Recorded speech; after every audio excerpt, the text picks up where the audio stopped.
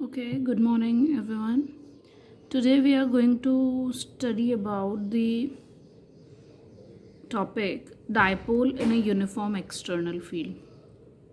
Now we are already aware that a dipole always creates or exerts an electric field in the nearby region at various points around it. Now, what happens when dipole is placed in an external electric field? That means, as you can see in the diagram, we have a dipole, charges minus q and plus q, equal opposite charges, separated by distance 2a. Now there's an electric field present. It's an external field and not the electric field of this dipole. We are not considering it. This is the external electric field in which dipole has been kept. Now from the diagram you see that um, electric field will exert because there are two charges. When a charge is present and electric field is present, a force q into e will act on the charge because electric field is um, E is equal to F by Q. This is a simple relation between force and electric field.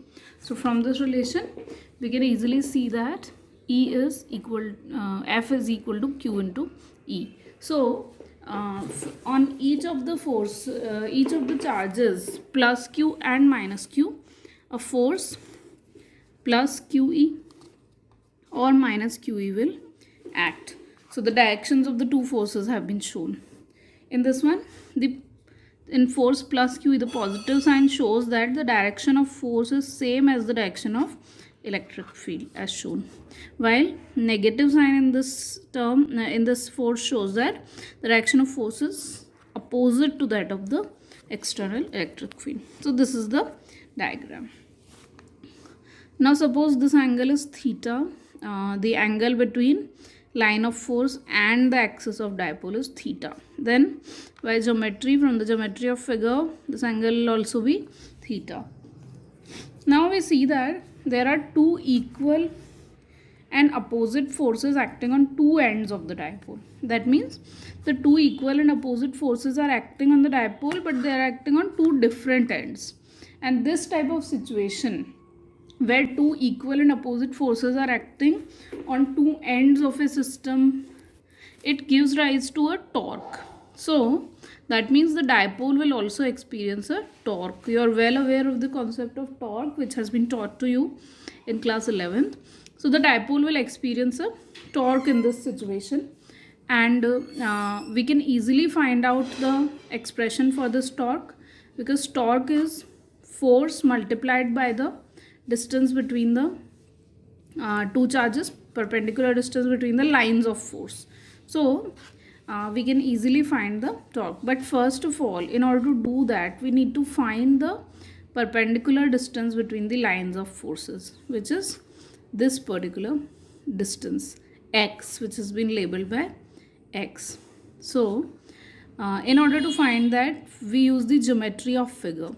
See, if the angle is theta, then sine theta is given by perpendicular upon hypotenuse. Now in this case, perpendicular is 2a, the length of dipole, and hypotenuse is perpendicular is x, because it is the perpendicular distance between the lines of force. So perpendicular is x, while hypotenuse is 2a. So sine theta is x upon 2a. And from this we can easily find the unknown distance x, which is also the perpendicular distance between the lines of forces, x equal to 2a sine theta. Now the torque, magnitude of torque is given by magnitude of any of the two forces, because they are equal in magnitude. So magnitude of forces multiplied by the perpendicular distance between them. So force into perpendicular distance, QE into 2a sine theta, which we have just now determined.